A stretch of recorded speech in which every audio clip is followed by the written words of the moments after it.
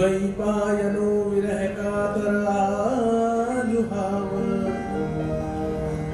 पुत्रेति तन्मयतया करवोऽभिनेदुस्तं सर्वभूतहृदयं मुनिमानतोऽस्मि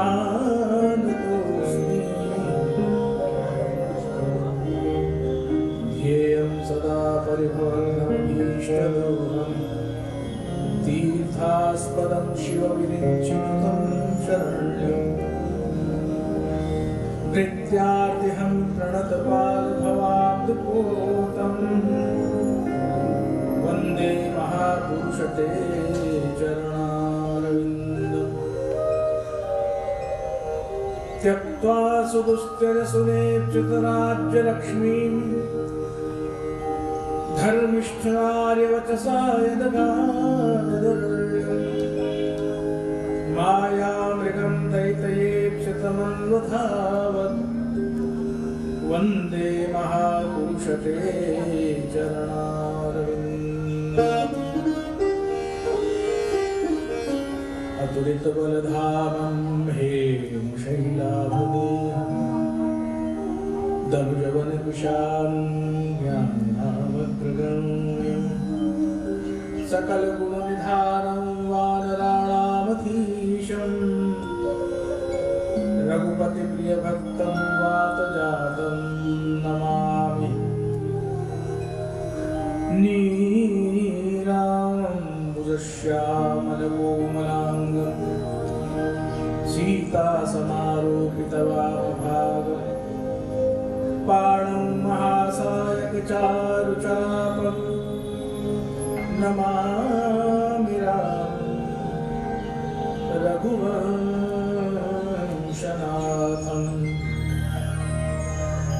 नमामि कृष्णं यदुवंशनाथं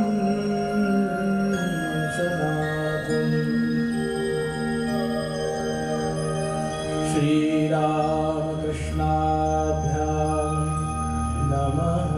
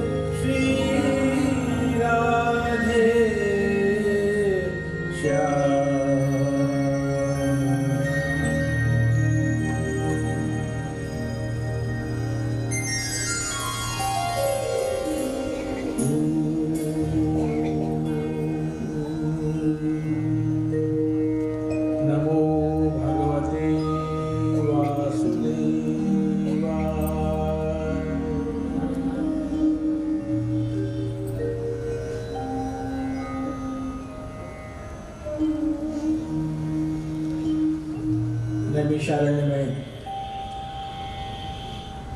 शौनकादिक ऋषियों के समक्ष विराजमान है श्री सूत। श्री सूत ने श्री कृष्ण का स्मरण करते हुए तृतीय दिवस की कथा का प्रारंभ किया, जो श्री सुखदेव द्वारा महाराज परीक्षित को सुनाई जा रही है। दिन इसलिए गिने जा रहे हैं क्योंकि परीक्षित को 7वें दिन तक्षक नाम के सर्प द्वारा डसा जाना है, और आज उन 7 दिनों में एक तीसरा दिन है। भगवत भजन, भगवत कथा, भगवत कीर्तन में समय जाए और दिन यदि कम रह जाए तब तो और ज्यादा समय जाए। 7वां दिन कोई भी हो सकता है, क्योंकि 7 ही दिन होते हैं, कोई 8वां दिन होता ही नहीं है। रवि, सोम, मंगल, बुध, गुरु, शुक्र और शनि, ये 7 ही दिन तो है। तो इन्हीं 7 दिनों में से कोई एक दिन शरीर जाना है। राजर्षि श्रेष्ठ महाराज परीक्षित दीन भाव से सन्मुख विराजमान है और श्री सुखदेव कथा सुना रहे हैं हरिद्वार की। गंगा के किनारे ऋषि मैत्रेय का आश्रम है, जहां विदुर जी आए थे और उन्होंने प्रणाम करके मैत्रेय से पूछा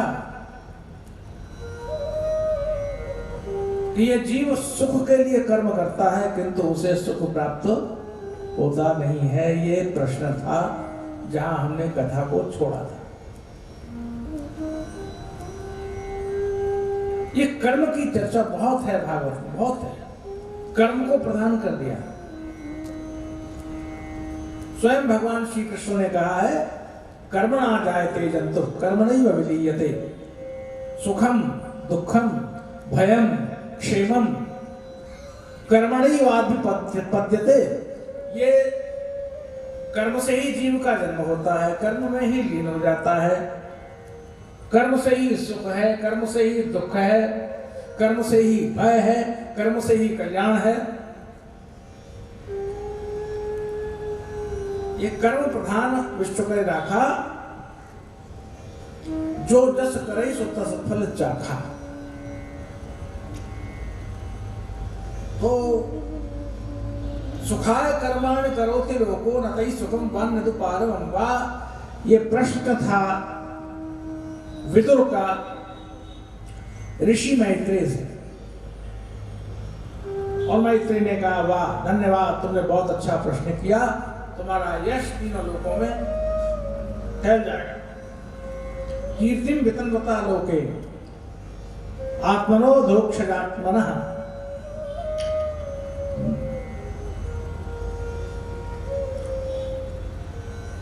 मैत्रेय ने कहा, मैं तुमको पहचान गया। वक्ता को पहचानना चाहिए, श्रोता को, जो उसका जिज्ञासु है और जो उसका यजमान है।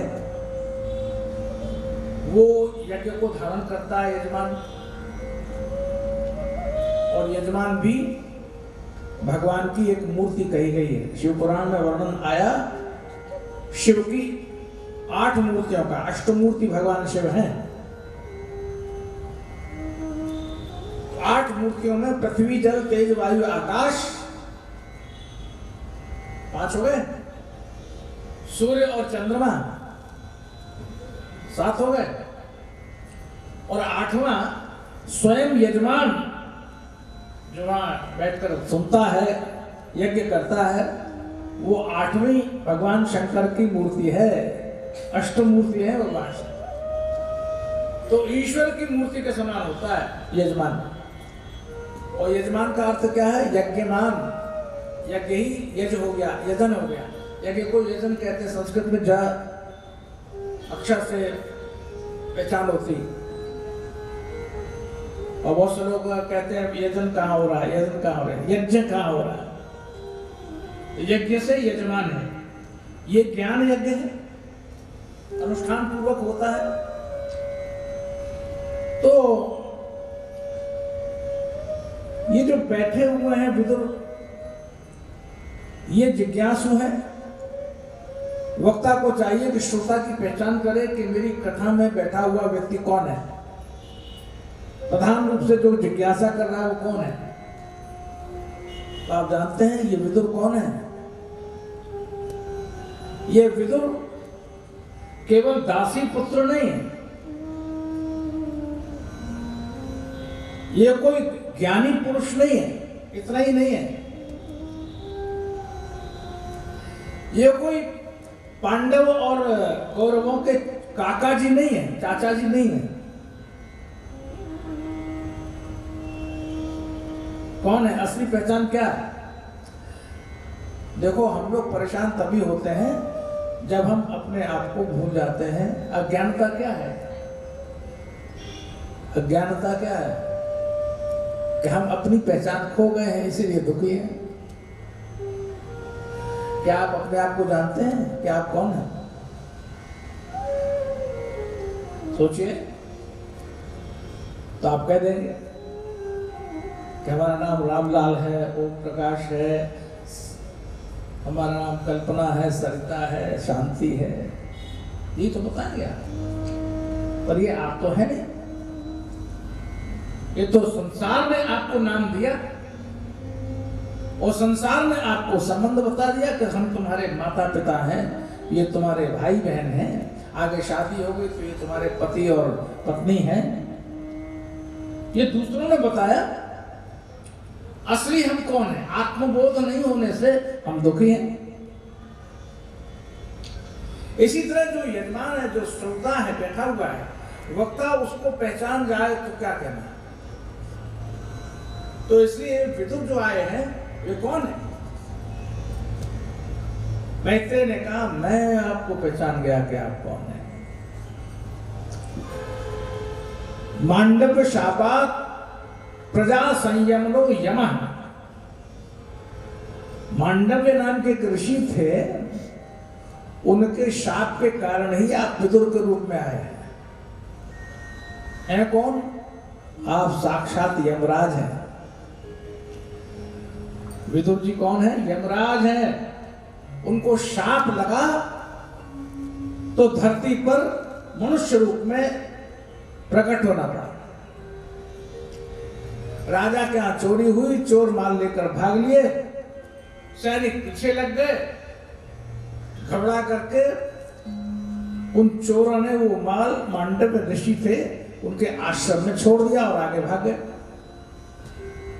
राजा के चाकरों ने देखा कि अरे माल तो यहाँ रखा हुआ है, सारा सामान महाराज के यहाँ का, खजाना यहाँ पड़ा हुआ है, ये ऋषि रूप में जो बैठा हुआ है मांडव्य नाम का ऋषि, इसने ही राजा के यहाँ चोरी की है। माल जहाँ पकड़ा जाए वो भी अपराधी होता। और सेवकों ने पकड़ लिया, राजा के सामने खड़ा किया, राजा ने सूली पर चढ़ने का हुक्म सुना दिया। अब ये हुक्म तो सुना दिया, लेकिन पहुंचते ही यमलोक सीधे पहुंच गए। पहले तो मांडव्य जी,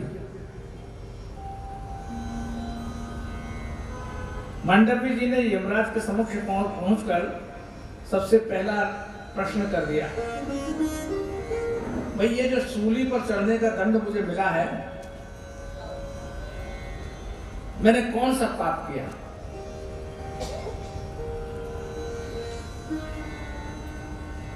क्योंकि जब सूली पर चढ़ाए जाने लगे तभी असली चोर पकड़े गए थे,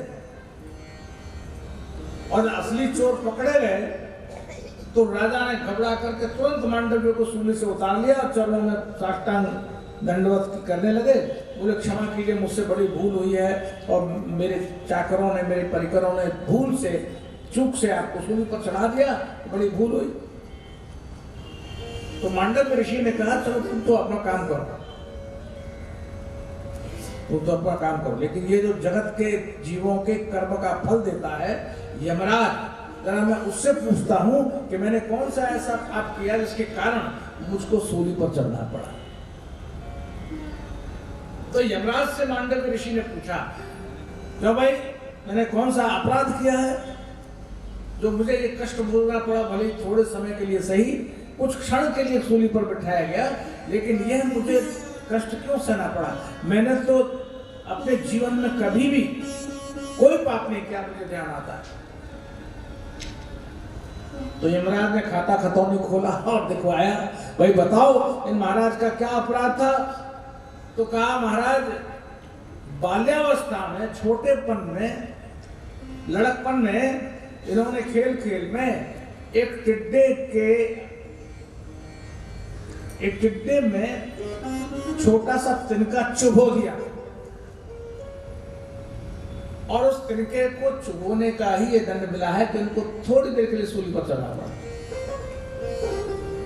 तो मांडव्य ऋषि को तो रोष आ गया, बोले मूर्ख है तू यमराज, बालक छोटा होता है, अबुधावस्था होती है, उसे ज्ञान नहीं होता, और उसने उस टिड्डे को कोच दिया, तूने इतना बड़ा दंड मुझे दिया?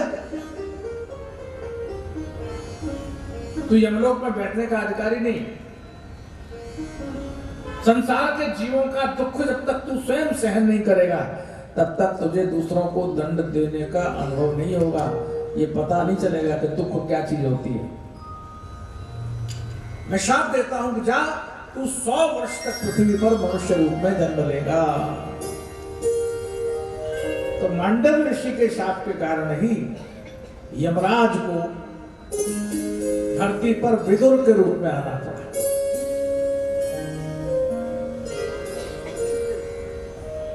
और यहाँ हरिद्वार में जिस आश्रम में विराजमान है ये मैत्रेय ऋषि, वो भी बड़े ज्ञानी हैं और त्रिकालदर्शी हैं। उन्होंने तत्काल पहचान लिया कि हम पहचान गए, मांडव्य शापात प्रजा संयमनो यमः, मांडव्य ऋषि के शाप के कारण ही आप धरती पर आए हैं। तो हमारा जो जिज्ञासु है, जो श्रोता आया है, वो साधारण नहीं है, वो यमराज है, यमराज। तो आप क्या समझे, यमराज को भी कथा की जरूरत पड़ती है। जो सारी दुनिया को दंड देता है, उस यमराज को भी संतों के श्रीमुख से ज्ञान सुनने की आवश्यकता पड़ती है। और इसीलिए विदुर ने मैत्रेय ऋषि को प्रणाम करके ये जिज्ञासा की, भगवान मुझे सृष्टि के संबंध में कुछ बताइए, ये जगत निर्माण कैसे हुआ, संसार कैसे बना, ये मैं आपसे पूछना चाहता हूं। क्योंकि महाराज परीक्षित ने सुखदेव जी से सृष्टि संबंधी ही जिज्ञासा की थी। और तब श्री सुखदेव ने कहा, जैसे तुमने मुझसे पूछा है वैसे ही विदुर ने मैत्रेय से पूछा था, तो मैं उन्हीं की बात को तुम्हें सुनाता हूं। तो सुखदेव जी महाराज परीक्षित को मैत्रेय द्वारा विदुर को दिए गए उपदेश का वर्णन कर रहे हैं। देखो, जब ये सृष्टि हुई तो बड़ी अद्भुत सृष्टि हुई, और ब्रह्मा को कहा गया कि सृष्टि करो, तो 10 प्रकार की सृष्टि ब्रह्मा ने की। अनेक तरह के जलचर, थलचर, नभचर, अनेक तरह के जीवों का प्राकट्य किया, लेकिन उससे संतोष नहीं हुआ। और सारे जगत में हाहाकार मचा हुआ था, कैसे होगी। अच्छी सृष्टि पैदा करने के लिए स्वयं ब्रह्मा को उपाय करना पड़ा। तो कहते हैं कि ब्रह्मा के अपने ही अंग से एक युगल, एक दो पैदा हुए, स्त्री और पुरुष। और वो तो आपको पता ही होगा, ब्रह्मा से कौन पैदा हुए शुरू में? सबसे पहले एक पुरुष पैदा हुआ और एक स्त्री। सब लोग कथा सुना करो तो सबको बहुत आधा ज्ञान तो अपने आप ही हो जाता है, किताब पढ़ने की जरूरत नहीं है। और किसी ने अगर साहित्य पढ़ा होगा अगर, तो उसमें से पता लग जाएगा, जयशंकर प्रसाद की कामायनी पढ़ ली होगी ना? और जो रामायण पाठ करते हैं तो रामायण में से उनको पता लग जाएगा। कौन सबसे पहले हम लोग मनुष्य क्यों कहलाते हैं मालूम है आपको? मनुष्य क्यों कहलाते हैं? मनुष्य हैं हम लोग। ब्रह्मा ने अपने अंग से एक पुरुष पैदा किया जिसका नाम था मनु, और एक स्त्री उत्पन्न की जिसका नाम था शतरूपा। मनु और शतरूपा ये दो पैदा हुए सबसे पहले। आज सृष्टि जही जग उपजाया, संसार को उत्पन्न किया और मनु से जो उत्पन्न हुए वही पैदा होने के बाद कहलाए मनुष्य, मनुज या मनुष्य। हम लोग सब जितने बैठे हैं वो मनु की संतान है। पहले सबसे पहले ब्रह्मा की सृष्टि में से ये मनुष्य पैदा हुए। तो इस प्रकार की सृष्टि प्रारंभ हुई। अब इसमें एक कथा बड़ी विलक्षण आती है कि जहां एक और ब्रह्मा सृष्टि कर रहे थे, वहां दूसरी ओर कश्यप नाम के एक ऋषि थे और कश्यप की दो पत्नियां थी। एक का नाम था दिति और एक का नाम था अदिति। दिति से दैत्य हुए और अदिति से देवता हुए। और केवल इतना ही नहीं, कश्यप में और संतानें उत्पन्न की। लेकिन संध्या काल था, कश्यप विराजमान थे और दिति ने कश्यप से आग्रह किया कि मैं चाहती हूं कि आप कृपा करके मुझे एक संतान प्रदान करें। कश्यप ने कहा यह संध्या काल है, दिन और रात्रि मिल रहे हैं, यज्ञ आगादि करने का समय है, भगवत भजन का समय है, तपश्चर्या करने का समय है, और तुम जब दोनों काल मिलते हैं तो उस समय ऐसी इच्छा करना ठीक नहीं है। निर्देश हमारे परंपरा से विद्वान लोग निर्देश करते हैं, संध्या काल में पढ़ना नहीं चाहिए, नहीं तो विद्या भंग हो जाएगी। संध्या काल में खाना नहीं चाहिए, नहीं तो पचेगा नहीं। संध्या काल में सहवास नहीं करना चाहिए, नहीं तो दुष्ट बुद्धि संतान उत्पन्न होगी। ये निर्देश है हमारे पर। संध्या काल में सोना नहीं चाहिए, आयु घट जाएगी, मृत्यु जल्दी आ जाएगी। संध्या के समय में ये सब चीजें निषेध है। और दिति ने आग्रह किया तो कश्यप ने कहा देखो तुमने अच्छा नहीं किया, लेकिन क्या करूं, पति का धर्म होता है पत्नी की सारी इच्छाएं पूर्ण करे। तुमने चाहा है कि तुम पुत्रवती हो जाओ, तो संध्या काल में दिन और रात मिल रहे हैं, तुम्हारे एक पुत्र नहीं 2 पुत्र होंगे, और दोनों ही क्रूर कर्मा होंगे, दुष्ट होंगे, महान दुष्ट होंगे।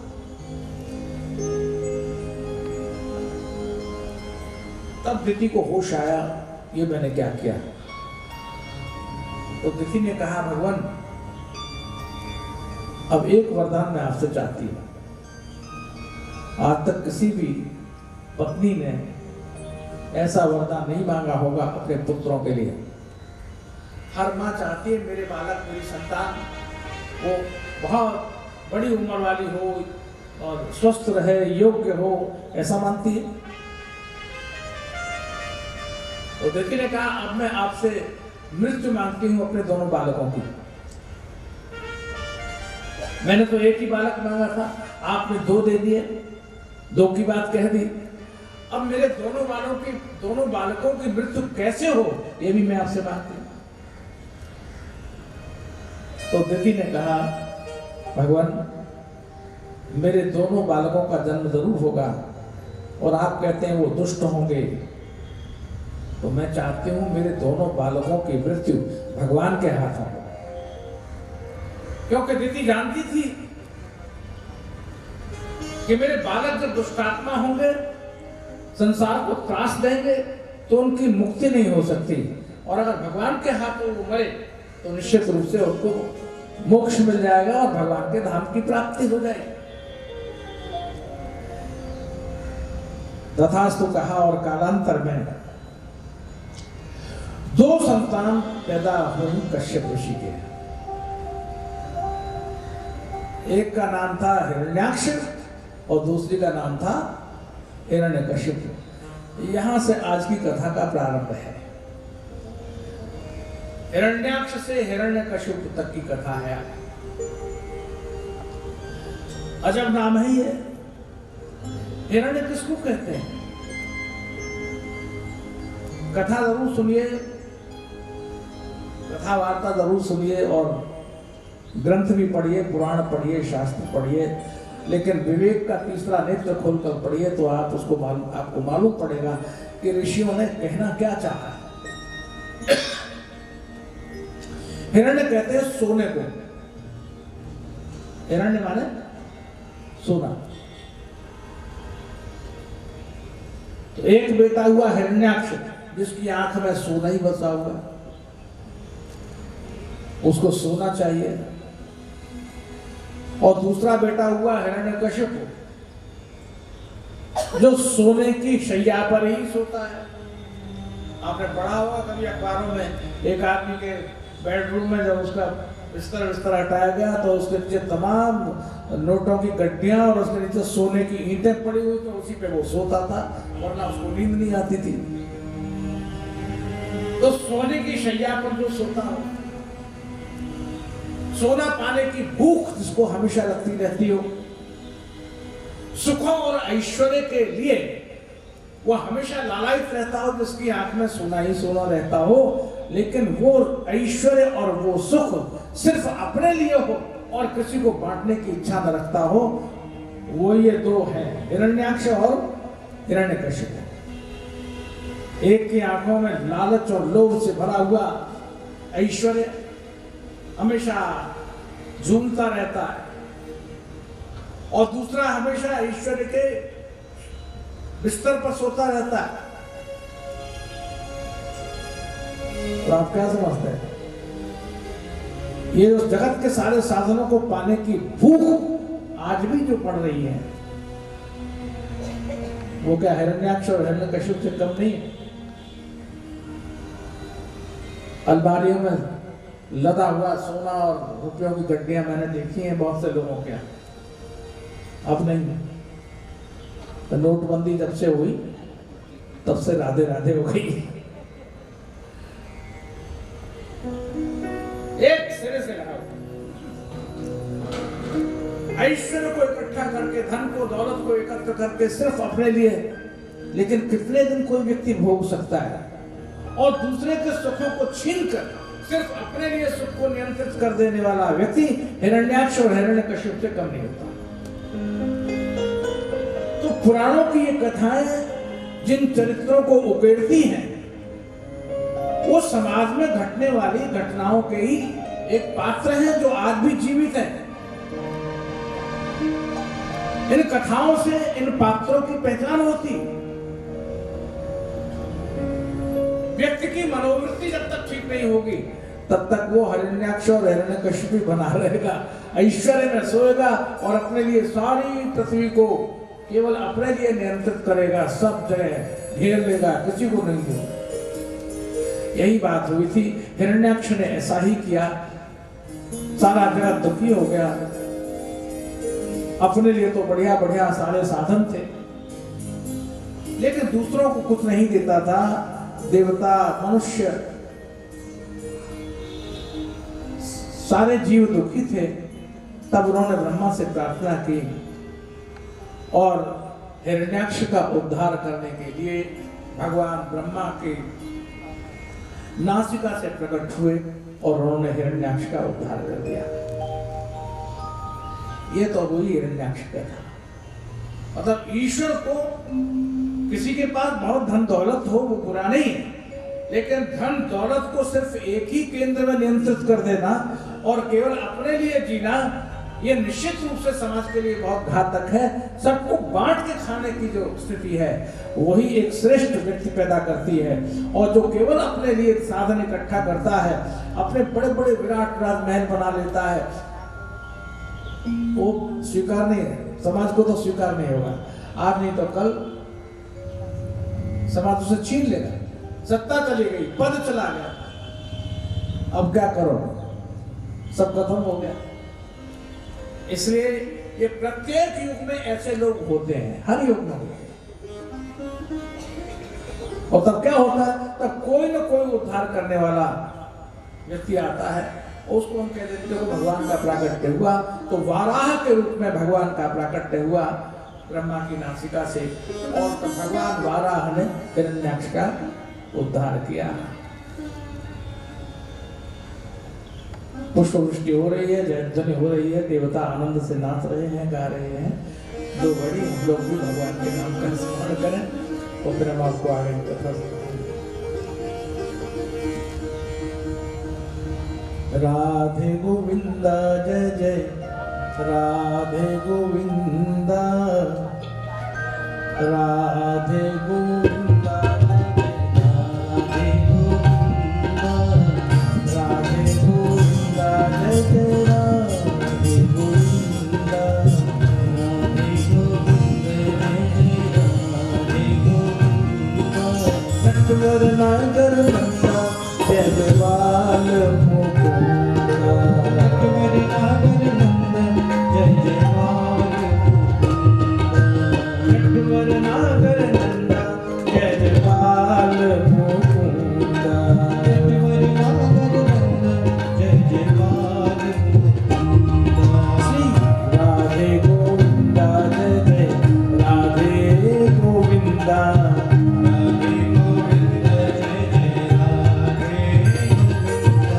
राधे गोविंदा जय जय राधे गोविंदा, राधे गोविंदा जय जय राधे गोविंदा।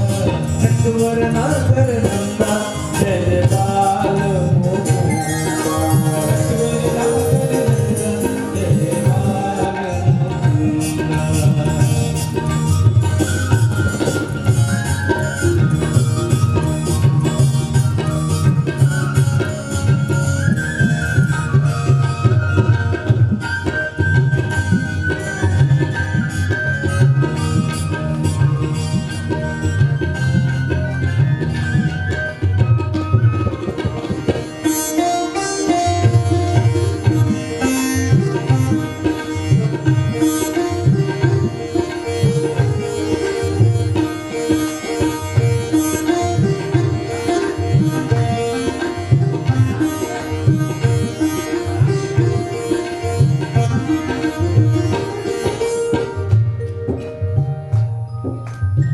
राधे राधे गोविंदा जय राधे राधे गोविंदा, राधे राधे गोविंदा जय राधे राधे गोविंदा, राधे राधे गोविंदा जय राधे राधे गोविंदा, राधे राधे गोविंदा जय राधे राधे गोविंदा।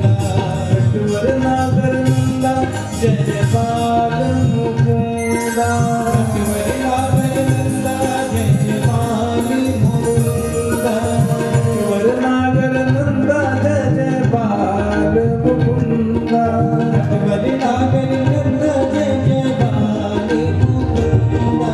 श्री राधे गोविंदा जय जय राधे गोविंदा, राधे गोविंदा जय जय राधे गोविंदा, राधे गोविंदा जय जय राधे गोविंदा, राधे गोविंदा जय जय राधे गोविंदा। नटवर नागर नंदा जय जयवाल मुकुंदा, नटवर नागर नंदा जय जयवाल मुकुंदा।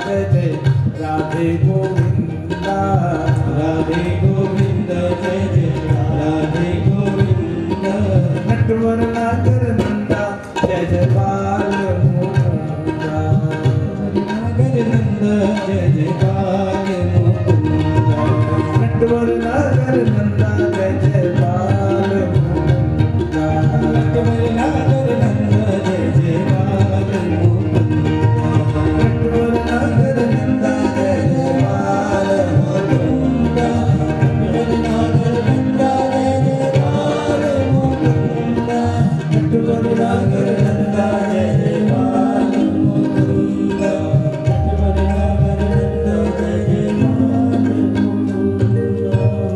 श्री बाल मुकुंद भगवान की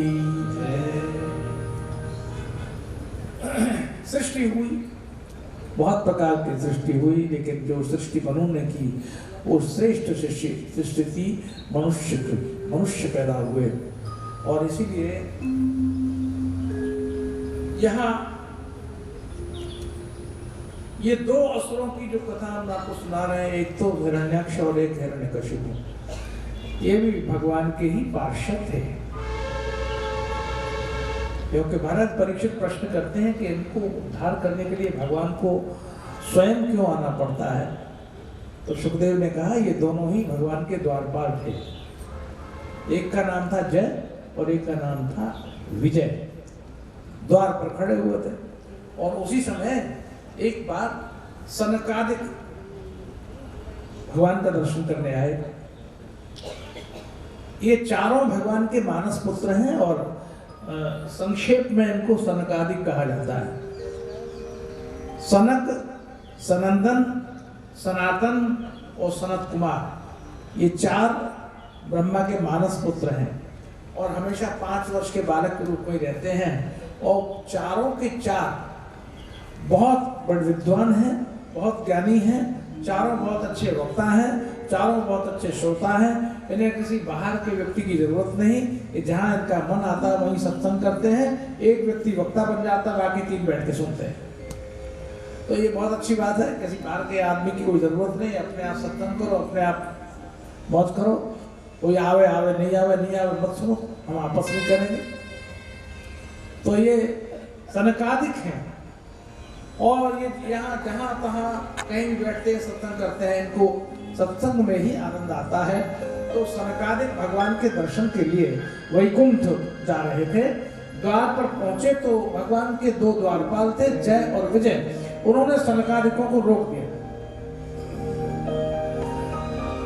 अभी तो भगवान आराम कर रहे हैं, अभी कोई मिल नहीं सकता है। भाई घर वाले को कौन रोकता है? घर के अपने बच्चों को कोई रोकता है क्या? कोई आराम करे, कुछ करे, कोई बाहर का आदमी आए तो भाई कह दो कि भाई वो आराम कर रहे हैं। अब घर के अपने परिवार के सदस्य हैं और वो जाना चाहते हैं, उनका अभी आराम कर रहे हैं, अभी नहीं मिलेंगे भगवान। तो सनकादिकों ने बहुत कहा, बहुत समझाया, लेकिन इनके मन में ऐसा बैठ गया था कि नहीं जाने देंगे तो नहीं जाने देंगे। कभी कभी अधिकार का भी दुरुपयोग बहुत भारी पड़ जाता है। कभी पद एक तो बड़ी मुश्किल से मिलता है और पद मिल जाए तो उसको टिकाए रखना बहुत मुश्किल होता है। क्योंकि जब पद मिल जाता है तो व्यक्ति के अंदर एक अभिमान जागृत हो जाता है और वो उस पद का दुरुपयोग करने लगता है, अपनी धमक भी दिखाता है। जानते नहीं मैं कौन हूं, हर जगह अपनी मैं कौन हूं दिखाता है। तो कभी कभी वो मुश्किल भी आ जाती है। तो द्वारपाल बड़ा शक्तिशाली होता है, वो स्वामी से भी बड़ा शक्तिशाली होता है। द्वारपाल अगर न चाहे तो कोई व्यक्ति अंदर नहीं जा सकता, मिल ही नहीं सकता। और मिलने वाला व्यक्ति जब द्वारपाल को सेवा करे तो शायद परमिट हो जाता है कि मिल जाओ, वरना द्वारपाल नहीं चाहे तो बिल्कुल नहीं मिल सकता, जाने नहीं दे सकता। यही समस्या है। सनकादिकों का भाई तो भगवान का दर्शन करेंगे, हम तो घर के हैं, उनके मानस पुत्र हैं और आप हमें क्यों नहीं जाने दे रहे हैं? बहुत बहस हुई, लेकिन सनकादिकों को नहीं जाने दिया। एक सहनशीलता की पराकाष्ठा होती है और आखिर जब सीमा आ जाती है तो व्यक्ति को क्रोध तो आएगा ही आएगा। सनकादिकों ने शाप दे दिया, मूर्खों तुम लोगों की बुद्धि बिल्कुल आसुरी वृत्ति की है, हम शाप देते हैं तुम असुर हो जाओ। तो सनकादिकों के शाप के कारण ही 3 जन्म तक ये असुर हुए। कौन? जय और विजय। ये जय और विजय अजीब कथाएं हैं। देखिए, ये द्वारपाल है, इनका नाम जय और विजय है, और पार्वती जी की एक सखियां हैं 2, उनका नाम जया और विजया है। जब आप शिव पुराण सुन लेंगे तो उसमें भी जया और विजया पार्वती जी की सहेलियां, बड़ी पक्की फास्ट फ्रेंड है, और पार्वती जी के पास में रहती है। जय जय श्री राधे, जय जय श्री राधे श्याम।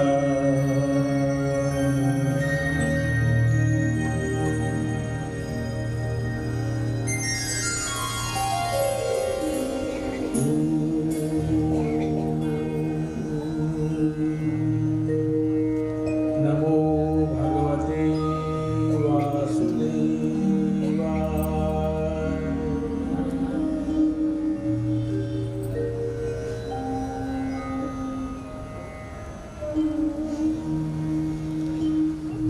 नैमिषारण्य में शौनकादिक ऋषियों के समक्ष विराजमान है श्री सूत। श्री सूत ने श्री कृष्ण का स्मरण करते हुए तृतीय दिवस की कथा का प्रारंभ किया, जो श्री सुखदेव द्वारा महाराज परीक्षित को सुनाई जा रही है।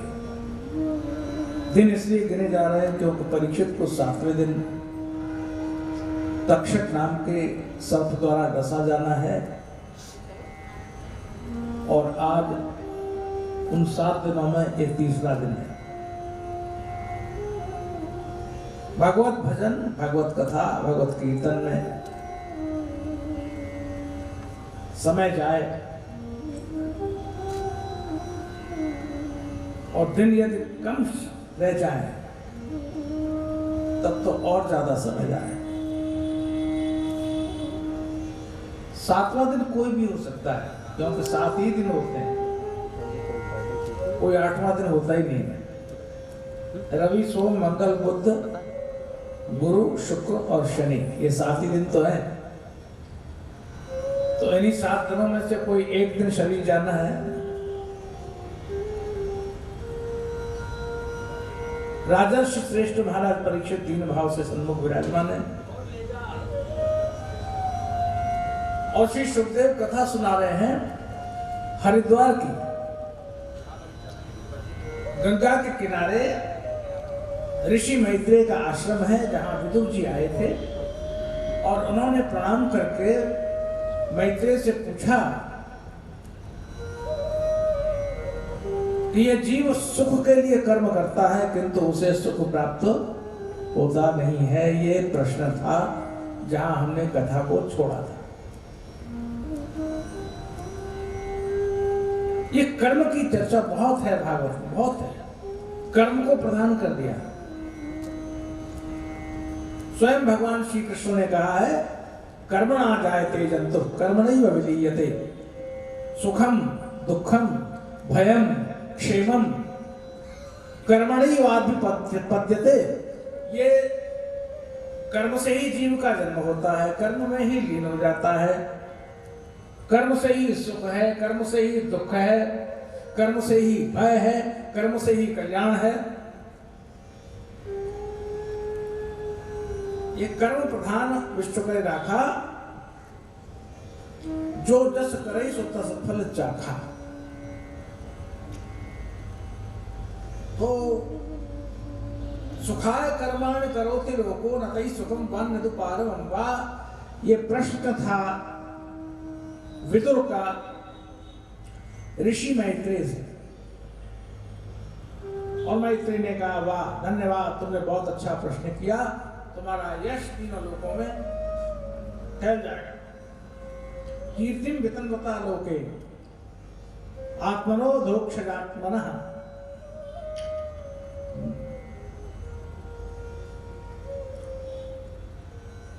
मैत्रेय ने कहा मैं तुमको पहचान गया। तो वक्ता को पहचानना चाहिए, श्रोता को, जो उसका जिज्ञासु है और जो उसका यजमान है।